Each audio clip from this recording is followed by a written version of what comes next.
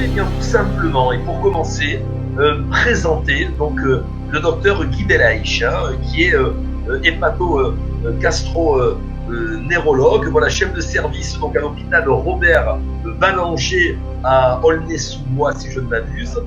Mais en fait, ce qu'ils n'ont pas compris, c'est que le virus, il agit pas tout seul, en fait. Nous, pour nous, parce que moi, je fais partie d'un comité de médecins maintenant. On est une bonne trentaine de médecins qui traitons avec des antibiotiques le Covid. Et on pense tous, on n'a pas la même hypothèse exactement comment ça agit, mais on pense tous qu'il est un cofacteur et qu'il agit avec un cofacteur bactérien, et c'est à cause de ce cofacteur bactérien qu'il y a les formes graves du Covid. En fait, le Covid, il y a les formes peu symptomatiques, et c'est le Covid tout seul, le virus tout seul, qui donne ce qu'on appelle la petite grippe, le rhume et tout ça. Et il y a la forme grave qui agit avec un cofacteur bactérien qui va donner soit les formes pulmonaires sévères, soit les formes digestives sévères. Et c'est par ce cofacteur bactérien que se forme la forme grave. Et donc c'est pour ça qu'on utilise les antibiotiques. Et c'est pour ça que les antibiotiques sont efficaces. Alors moi j'en ai 450, mais mes collègues, on a récolté, on a colligé, on va dire plutôt en médecine, on dit colligé plus de 3000 patients. Et 3000 patients avec des succès tous quasiment. Et quand je dis 3000, il y en a beaucoup qui ont traité des collègues, des internes que j'avais formés moi-même. Je sais qu'ils en ont traité une cinquantaine eux-mêmes. Ils ne sont pas dans notre série, mais on sait qu'on est à beaucoup à avoir traité les patients avec des antibiotiques. Alors, chacun utilise son antibiotique, mais les deux actuellement le plus recommandés et les plus prescrits sont l'azithromycine, qui a utilisé d'ailleurs le professeur Raoult et le professeur Perron à Marseille, et la clarithromycine qu'on est peu avoir utilisée, mais qui se ressemblent. C'est deux antibiotiques qui se ressemblent et qui sont dans la classe des macrolides. Quand vous parlez là maintenant de 3000, c'est dans les mêmes proportions? Oui, il y a peu de décès dans notre série. Par exemple, j'ai un médecin généraliste qui a utilisé la clarithromycine. Lui, il en a 300, 0 décès. Il y a des collègues qui ont utilisé l'association azithromycine claforan, une céphalotaxime, c'est un autre antibiotique, et c'est aussi un seul malade en réanimation, mais qui est sorti vivant.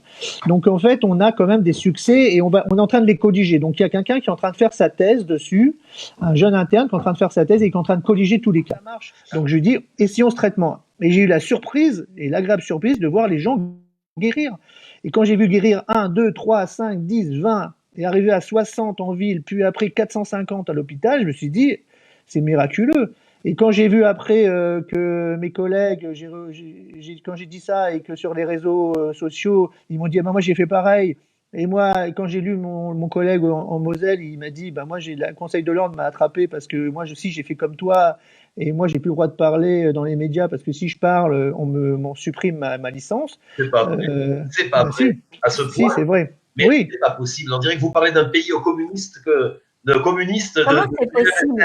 Bah oui, le Conseil de l'ordre a convoqué 2 de mes collègues médecins pour les mettre à pied parce qu'ils avaient dit qu'ils avaient traité des malades. Et une autre collègue son fils avait dit dans un réseau social, ma mère a soigné 60 malades, elle les a guéris tous du Covid, et lui, elle savait même pas qu'il avait écrit ça, et elle a eu les chaînes de radio qui sont venues, et après le Conseil de l'ordre aussi lui a dit, t'as pas intérêt à continuer à dire ça, tu enlèves tout ce que tu as écrit sur les réseaux, sinon on va t'enlève ta licence de médecin. Alors moi je vais faire, je vais peut-être attrister beaucoup de gens, mais je pense qu'il y aura pas de vaccin. Il y aura pas de vaccin. Bah parce qu'en fait, je pense que c'est un virus qui atteint le lymphocyte, et comme on n'a pas de vaccin sur certaines maladies comme le sida par exemple, et je pense qu'on n'aura probablement pas de vaccin, et je pense que c'est un leurre ce vaccin, et je pense. Mais j'espère que je me trompe. Un mystère sur les anticorps. Alors, le problème de cette PCR, c'est qu'elle peut être parfois tellement amplifiée qu'on peut détecter des microparticules virales, et c'est pour ça que parfois on a des chiffres énormes de patients dits contaminés. Et ces patients dits contaminés sont parfois très peu symptomatiques parce qu'ils ont très peu de particules virales. Et donc en fait, est-ce qu'il faut utiliser que cette PCR pour soigner? On est pratiquement, dans la majorité des médecins, en tout cas dans notre groupe, on pense que cette PCR, elle ne sert pas à grand-chose. Voilà. Alors, il faut savoir que Raoult, c'était lui qui avait commandé les masques. En fait, Raoult, il était le conseiller de Bachelot. Raoult était le conseiller de Bachelot. Raoult se fait éjecter. Il avait commandé les masques qu'il fallait. Lui, il savait il pouvait avoir une pandémie un jour, donc il savait ce qui allait se passer un jour. Il n'avait pas prédit forcément le Covid, mais il savait qu'il y avait un virus. Et donc, il avait les masques, et chaque année, il renouvelait les masques qui étaient distribués à l'hôpital. Incroyable. À Marseille.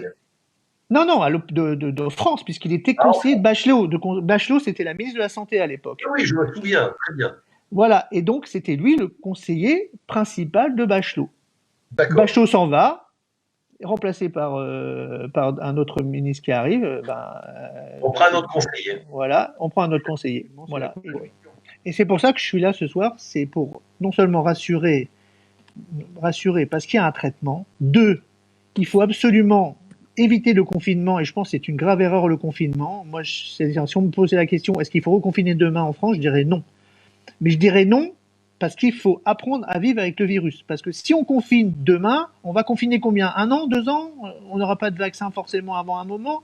Il faut falloir apprendre à vivre avec ce virus. Pardonnez-moi de vous interrompre, docteur. Dans les informations ce soir en France, on parle de confinement local pour certaines villes.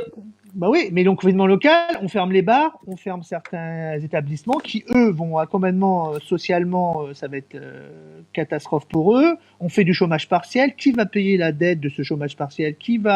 C'est nos enfants, c'est nous, c'est ceux qui travaillent. C'est des erreurs, tout ça.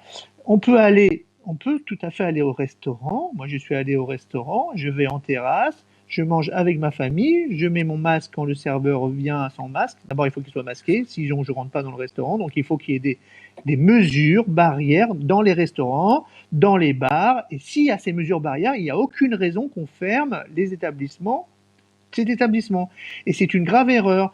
Et si, malheureusement, on attrape une forme symptomatique du virus, pas une forme qui donne juste un petit peu le nez qui coule et puis voilà, et ça s'arrête là, on traite avec des antibiotiques qui sont efficaces. Et on sait qu'on a des antibiotiques efficaces maintenant. Alors, tout le monde ne le sait pas, c'est ça le problème, c'est que tout le monde ne le sait pas. Et c'est pour ça que je suis là ce soir, c'est pour vous dire qu'il y a des traitements efficaces il y en a au moins 2, il y en a peut-être 3, 4, mes collègues me parlent d'autres antibiotiques, moi je veux bien les croire, puisque eux aussi ils ont des séries assez importantes de malades, et je veux bien croire qu'ils ont d'autres traitements, et à ce moment-là, il faut commencer à faire des études contrôlées avec plusieurs traitements.